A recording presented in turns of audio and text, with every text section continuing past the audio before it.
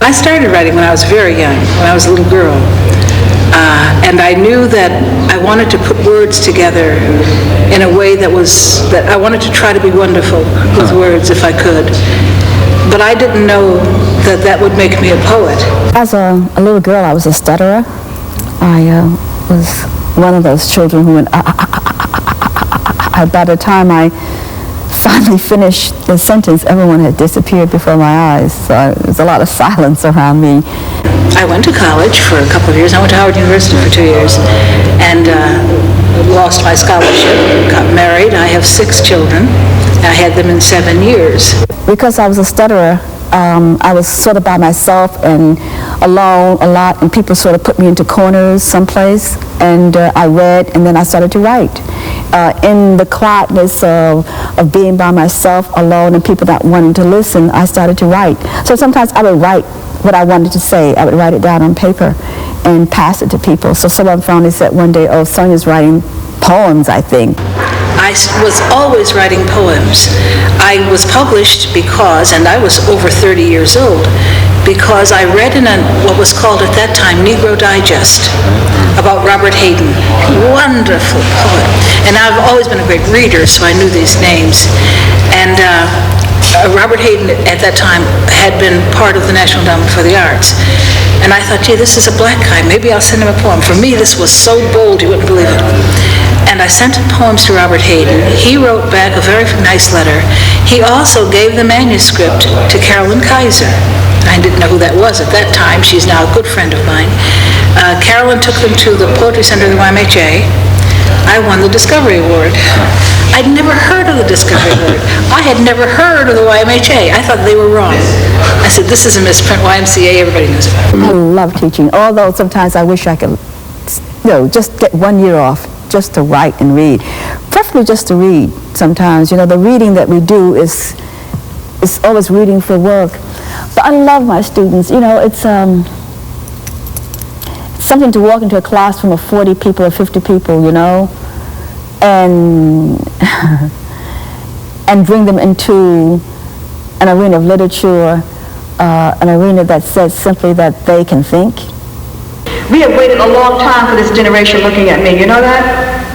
Oh, have we waited for you? We haven't waited for you just to look pretty, We've had generations before you looking pretty, I'm talking about we waited for you because you have information. You will be a generation involved with things that none of us has ever been involved with in terms of the kinds of things from computers, whatever. I mean, you are dealing with some scientific stuff that no one has ever dealt with before. Imagine that. And you hold the key almost to this universe on many levels. But unless you're human with it, you're talking about death. You're talking about holding the key to death and destruction, people, real destruction. And we have got to talk about not training you necessarily in the classroom, but making you think about what it means to walk on this earth and like this earth. What it really means to like yourselves also too, and to love yourselves. To love yourself so much you don't want to exploit anybody. You know that? Can you imagine not wanting to exploit anyone? Huh? Isn't it something to raise 18-year-olds and 19 and 20-year-olds and say, we're not going to send you off to a war any place? You're not going to learn geography by going to war? Because you don't learn geography in this country, we know that already, okay? But you learn where Korea is, and you learn where Vietnam is, and you learn where Nicaragua is, and you learn where Panama is, and you learn where the Middle East is. Because we send you off to war and say to you, fight. Fight for oil. Fight for all those natural resources they have there, I'm talking about reality, people. Wouldn't it be something that you could be raised in this country and never have to pick up a gun and fight? Don't tell me that I'm talking an anti-country thing. Come on, people. This is my country. I'm talking about talking something that is human, finally. I'm talking about something finally that is talking about humanity, about people who will look up and be born and know that you will live as long as you can live, and you will not be shot in some foreign place, or possibly not even shot here over drugs. Come on. I mean, we got to envision peace. We have got to think peace. We have to have those people that we elect and put in the so-called White House, okay? And said, no way, no, you want a war, why don't you and the other person go fight it out? We're not going to fight. We don't want to fight. We don't believe in war, we believe in peace and human justice, finally. That's not easy, because people want to call you a red, call you crazy, call you anti-America, you see? And we say, no, we're all Americans here. But what we are simply is that we are talking in a very real sense about finally dealing with this earth. Because you see, I was on a panel once with a scientist, I was listening to him talk about what was going on. I said, one day the earth is going to give up on us. It's going to look at us, these great humans, walking upright. And the earth says, I'm willing to get rid of all of you. Give you up, wipe you out, and wait millions of years for another species to come along because you are so destructive. And I refuse to give up this earth, as I said to earth molesters, and I refuse to give up this earth also to people without vision. And so some of you looking at me, students, understand what it means to go into an economics class and demand that you begin to talk about another way of looking at this earth, another way of making money, another way of making money that we don't need to go to war to get out of depression, people.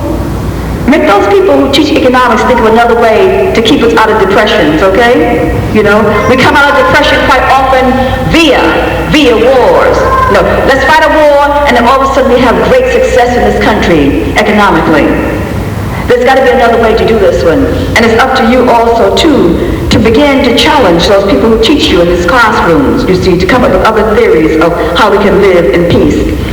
But above all, it's important that you understand, too, what it means to envision peace, finally. That no, at 18, you don't have to register and then go away and fight a war. And watch the men. Watch them. Watch how invigorated they become. Usually when they talk on TV, they're so drab, like, yes, I want to say, but when they talk about war, look at them. Yes, we show them. We will tell them what they must do, whatever. They become real invigorated, I'm sure. And that's probably the one time they don't go home and beat their wives.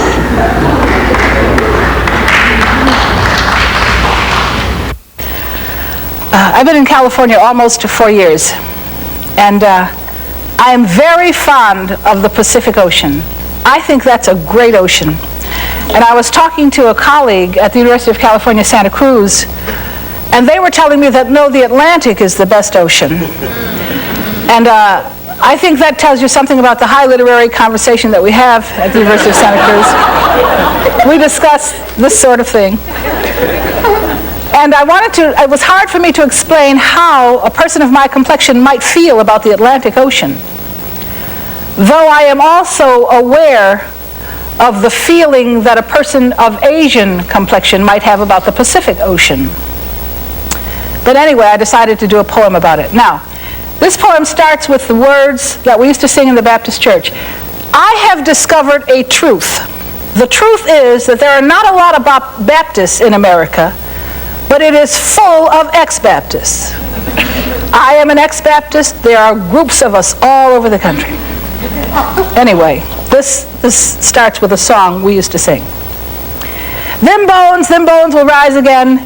Them bones will walk again. Them bones will talk again. Now, hear the word of the Lord. Atlantic is a sea of bones. My bones. My elegant Africans connecting Wida and New York, a bridge of ivory. Seabed, they call it. In its arms, my early mothers sleep. Some women leapt with babies in their arms. Some women wept and threw the babies in. Maternal armies pace the Atlantic floor. I call my name into the roar of surf, and something awful answers. This piece is to my grandmother, simply called Dear Mama. My father brought a picture of her one Christmas, said her name was Lizzie, but I said yes, but we used to call her Mama. Dear Mama, it is Christmas Eve and the year is passing away with callous feet. My father, your son and I decorate the night with words, sit ceremoniously in human song, watch our sapphire words eclipse the night. We have come to this simplicity from afar. He stirs, pulls from his pocket a faded picture of you, black woman, sitting in frigid peace, all of your biography preserved in your face. And my eyes draw up short as he says her name was Elizabeth, but we used to call her Lizzie. And I hold your picture in my hands, but I know your name by heart, it's Mama. I hold with my hands and let time pass over my face. Let my baby be. She ain't like the others. She rough. She'll stumble on gentleness later on. Ah, Mama, gentleness ain't never been no stranger to my genes, but I did like the roughness of running and swallowing the wind, diving in rivers I could barely swim, jumping from second-story windows into a saving backyard bush. I did love you, for loving me so hard until I slid inside your veins and sell your blood to an uncrucified shore.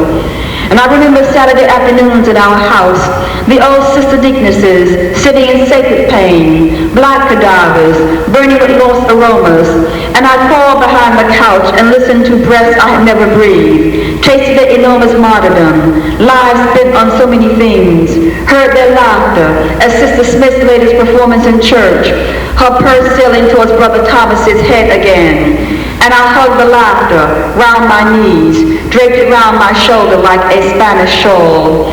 And history began once again. I received it and let it circulate in my blood.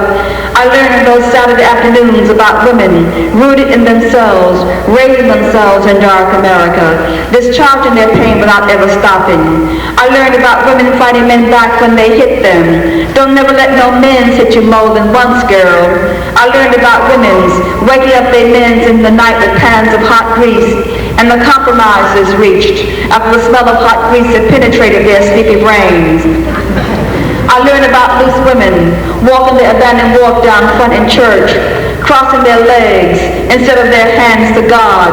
And I crept into my eyes, along with my daydreams of being woman, adult, powerful, loving, like them, allowing nobody to rule me if I didn't want to be. And when they left, when those old bodies had gathered up their sovereign smells, after they had kissed and packed up beans snapped and cakes cooked and laughter bagged, after they had called out their last goodbyes, I crawled out of my place, surveyed the room, then walked over to the couch where some had sat for hours and bent my head and smelled their evening smells. I screamed out loud, ooh-wee, ain't that stinky? And I laughed laughter from 1,000 corridors, and you turned, Mama, closed the door, chased me around the room until I crawled into a corner where your large body could not reach me. But your laughter pierced the little alcove where I sat laughing at the night, and your humming sprinkled my small space, your humming about your Jesus and how one day he was going to take you home. Because you died when I was 6, Mama, I never laughed like that again. Because you died without warning, Mama, my sister and I moved from family to stepmother to friend of the family. I never felt your warmth again, but I knew corners and alcoves and closets where I was pushed when some mad woman went out of control, where I sat for days while some woman raved in rhymes about unwanted children and work and not enough money or love, and I set out my childhood with stutters, and poems gathered in my head like some winter storm, and the poems erased the stutters and pain, and the words loved me, and I loved them in return. My first real poem was about you, Mama, and death. My first real poem recited an alphabet of spit, sprouting a white bus driver's face, after he tried to push cousin Lucille off a bus, and she left Birmingham under the cover of darkness forever. My first real poem was about your Charles white arms, holding me up against death. My life flows from your Mama. My style comes from a long line of Louises who picked me up in the night to keep me from wetting the bed. A long line of Sarahs who fed me and my sister and 14 other children from watery soups and beans and a lot of imagination. A long line of Lizzies who made me understand love, sharing, holding a child up to the stars, holding your tribe in a grip of love. A long line of black people holding each other up against silence. I still hear your humming, Mama. The color of your song calls me home. The color of your words saying, let her be. She got a right to be different. She gonna stumble herself one of these days. Just let the child be, and I be, Mama. My father used to say to me, Lucille, you are not the first Lucille, which I knew, right? The first Lucille was the first black woman legally hanged in the state of Virginia. I don't know what to say. Should I say thank you? You know, I don't know what to say to that. But he would go on to tell me the story of the one who was called Caroline. Now, I say called Caroline because very few people were born on the African continent in 1822 named Caroline. She was born among the Dahomey people in 1822, kidnapped and brought to this country in 1830, landed in New Orleans, walked in a coffle from New Orleans to Virginia, and sold to a man whose name was Bob Donald. And so she was called Bob Donald's Caroline, or Caroline Donald. She was trained as a midwife, and she worked in an orchard. There was also a slave who was called Uncle Sam Lewis Sale. He was a slave too old to work. He had been born in this country in 1777, and he'd been a Christmas gift to the family that owned him. I always wonder, I mean, my mind is quirky, right? I always wonder, a Christmas gift, where was the bow? I mean, where do you put, like, I have no idea. That must have been a logistical problem. Anyway, he was a slave too old to work. Now, he must have been pretty old because they didn't have Social Security and stuff. But he couldn't do nothing, and so he drove his master, who was blind, in a carriage. One day, they were driving by an orchard, and Uncle Sam Lewis saw Caroline, and he asked his master if he would buy her for him, for his wife. Now, you say, what did he want with a wife, right? Slave too old to work, please. But anyway, she was bought for him, and they had 7 children. Perhaps some stereotypes are true. I don't know. Anyway, they had 7 children. The oldest was called Lucille. After the war between the states, a man named Harvey Nichols, a white man, came with his family from Connecticut to Virginia. He was a carpetbagger to make money on the South's tragedy. I now have to say it is alleged that Harvey Nichols saw Lucille, and she had a son by him. I say that because half of American history happened, and the darker half allegedly happened. She had a son called Jeannie. The child was born with a withered arm. When the child was less than a year old, Lucille waited, killed Harvey Nichols, was tried, and hanged. So this is a part of this story. First part is my father's voice. I try to read it in my father's language. The second part is my own young language, which is my mother tongue, so to speak. And the thing for you to remember, first of all, remember all the stereotypes that none of you know but you've heard vaguely somewhere. And also remember that my blood great-grandfather was the white man named Harvey Nichols. Okay. Yes, Lord, he was born with a withered arm. And when he was still just a baby, Lucy waited by the crossroad one night for Harvey Nichols to come to her. And when he rode up on a white horse, she cocked up a rifle she had stole and shot him off his horse and killed him, Lou. And she didn't run away. She didn't run away. She waited right there by the body with the rifle in her hand till the horse, coming back empty saddled to the stable, brought a mob to see what had become of Harvey Nichols. And when they got to the crossroad, they found Lucy standing there with the rifle in her hand. And they didn't lynch her, Lou, because she was Mammy Caroline's child and from Dahomey women. That's what I believe. Mammy Caroline got one of the lawyer Sale family to defend her daughter, because they was all lawyers and preachers in that family. They had a legal trial, and Lucy was found guilty and hanged. Mammy Caroline took the baby boy Jeannie and raised him and never let him forget who he was. I used to ask her sometime, Mammy, was you scared back then about Grandma Lucy? And she would look right at me and say, I'm scared for you, mister, that's all. She always called me Mister. She said I was Mr. Sale, and Lou, I always was. Later, I would ask my father for proof. Where are the records, Daddy? I would ask. The time may not be right, and it might just be a family legend or something. Somebody somewhere knows, he would say. And I would be dissatisfied and fuss with Fred about fact and proof and history, until he told me one day not to worry, that even the lies are true. In history, even the lies are true. And there would be days when we young sales would be trying to dance and sing in the house, and Sammy, my brother, would miss a step and not be able to keep up to the music, and neither one of us could ever learn how to dance. And he would look over in the corner of the room and holler, "Damn Harvey Nichols," and we would laugh. My tea, David Walker, Shirley Graham Du Bois, Martin Delaney, Lumumba, Septima Clark, Bobby Sands, Queen Mother Moore, Black Sash Society, Nkrumah, Whitlam Brooks, Sterling Brown, Margaret Walker, Angela Davis, June Jordan, Mr. Michaud, Audre Lorde, Malcolm.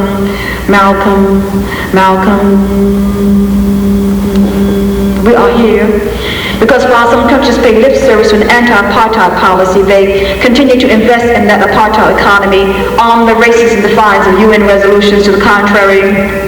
We're here to celebrate the 61st birthday of MLK, the 65th birthday of Malcolm. We're here because we've been retaught the nature of those in power who would say that there are no hungry people or children in America. One who would continue to tell offensive ethnic jokes. One who would say sanctions against South Africa would deprive women of their lust for jewelry. One who would watch the rising unemployment of black youth with little comment, but would comment in a loud TV voice about the prostitution of young blacks, Hispanics, fights on the Times Squares of the world, as the suburban fathers step right up for their pick of black, Puerto Rican, white youth. Step right up, I say, step right up. A good sale on black and brown and white meat today. Young and tender bucks right here for your bourgeois dreams. Going, gone. Sold to the highest bidder, Long Island businessman or congressman. Waiting in the eastern pass of lust or college president. Stripping our youth literally of their dignity, all circling the backs of black Puerto Rican unemployment. We are here because Puerto Rico was used as a staging ground for the invasion of Grenada, then Grenada as a staging ground practiced for the invasion of Nicaragua. We're here to remember the invasion of Grenada done under the guise of restoring peace. We're here because of the continued displacement of Native Americans.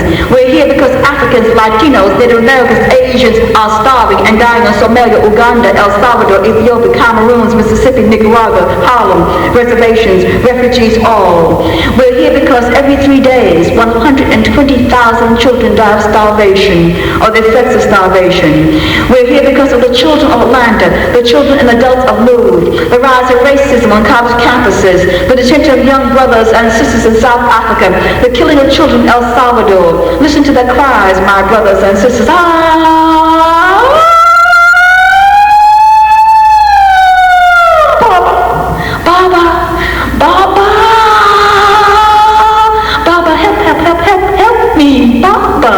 Baba, please, somebody come and help me get out of this detention center. Baba, where are you? They are hurting me and I am dying here. Somebody come and help us, please. We were just picketing, we were just walking, we were just marching. I am only 13. I am only 14. I am only 15. Baba, where are you? Baba.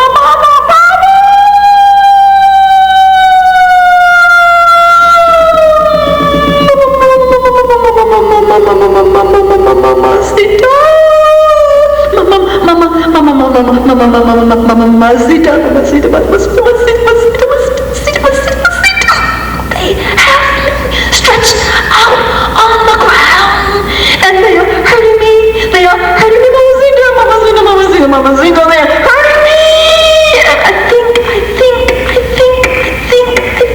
it is the 10th one who is inside of me, and I'm bleeding,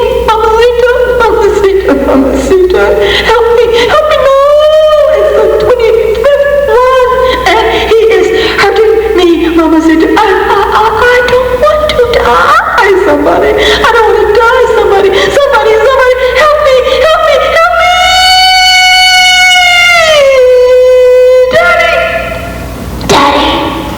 Daddy, it's the fire. It's the fire in the basement. Daddy, it's the fire in the basement, and they are shooting on us, and we can't get out. We can't get out. Daddy,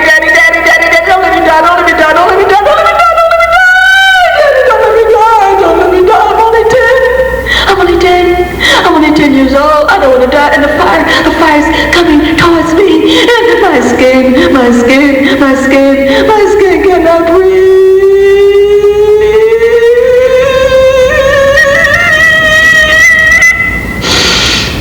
We have got to turn the cries and screams of our children into words of life. We've got to protect them and love them. It is up to us to save them. We have got to organize and unite and come together. Come on, you can do it. Come on, brothers and sisters. Come on, you can do it. Come on. In Zulu's words, yeah, my dola. You have a pastor. Come on, brothers and sisters. Come on, organize, unite. Come on, African America. You can do it. Come on, yes you can. Get off your asses. You can do it. Come on, Asians. Yes you can. You can do it. Come on, you can do it. Come on. We didn't bring you here to this country to be racist. Come on, you can do it. Come on, you can do it. Come on, you can do it. Yes you can. Come on, whites, you can do it. Drop those secret privileges. Come on, you can do it. Come on, drop the privilege of being white. You can do it. Come on, whites, yes you can do it. Yes you can. Come on, Latino, you can do it. Yes, you can do it. You can organize, unite, come together. Come on, gays, you can do it. Come on, you can organize and unite. Come on, you can do it. You can do it. You can do it. Yes, you can, Native American. Yes. Organize, unite, come together. You got to do it. Because it will get better if we organize and unite. In my time and your time, in 3 words, it'll get better. eBay, yay. eBay,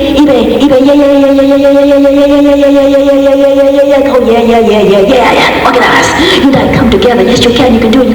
Yes, you can. Organize, unite. It'll get better in my time and your time. eBay,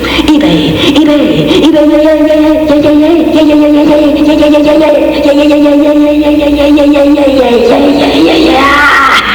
Thank you.